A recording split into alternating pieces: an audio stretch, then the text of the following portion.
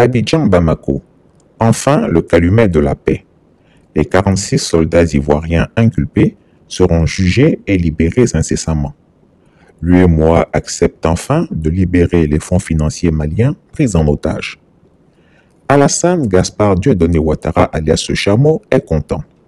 Il a envoyé discrètement son petit frère, Téné Birahima Ouattara dit la Fiole à Bamako, pour négocier la libération des 46 soldats ivoiriens.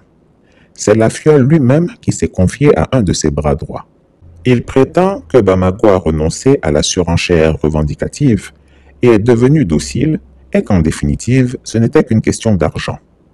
En effet, souvenez-vous que bien que les sanctions économiques et financières de la CEDEAO et de l'UEMOA ont été levées publiquement, n'en demeurait pas moins qu'Alassane Ouattara avait tout fait dans la réalité pour bloquer les ressources financières du Mali.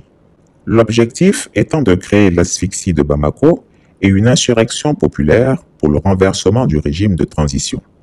Selon Téné Birahima Ouattara dit la Fiole, la stratégie de la Côte d'Ivoire aurait si bien marché que Bamako a mis de l'eau dans son Yamakoudji.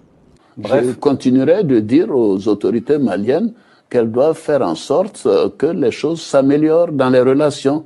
Comme on dit en Afrique de l'Ouest, il faut qu'ils mettent de l'eau dans leur Yamakoudji, c'est-à-dire dans leur jus de gingembre. L'économie malienne devenue exsangue, le peuple malien affamé, les 5 colonels ont donc consenti à libérer les 46 mercenaires ivoiriens en contrepartie de la libération de leurs dus financiers d'une valeur de 75 milliards de francs CFA, jusqu'à présent bloqués par l'UEMOA.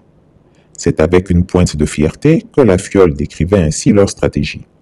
Selon lui donc, les 46 soldats ivoiriens devraient fêter le réveillon de la Saint-Sylvestre en Côte d'Ivoire, où ils seront reçus comme de véritables héros. Pour lui, son séjour à Bamako a été un véritable succès. Il s'octroie la future libération des soldats ivoiriens. Comme vous le savez, il y a eu un malentendu entre la République du Mali et la République de Côte d'Ivoire, il y a de cela quelques mois. Il était bon que nous puissions nous rencontrer pour en parler, et c'est ce que nous avons fait avec nos frères maliens.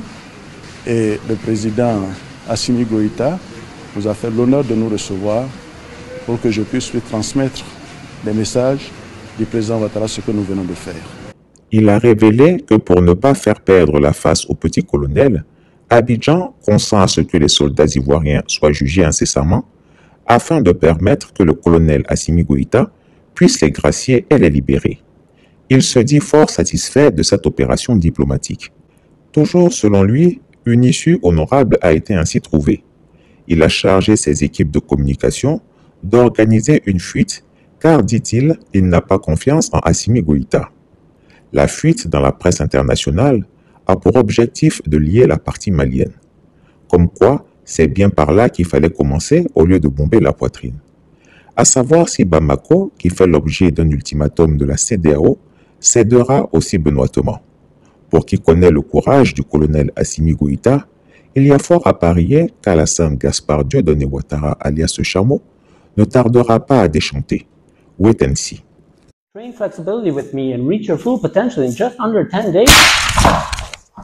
Chris Yapi ne ment pas. Retrouvez Chris Yapi sur ses 2 chaînes YouTube, sa chaîne Dailymotion, Instagram et VK.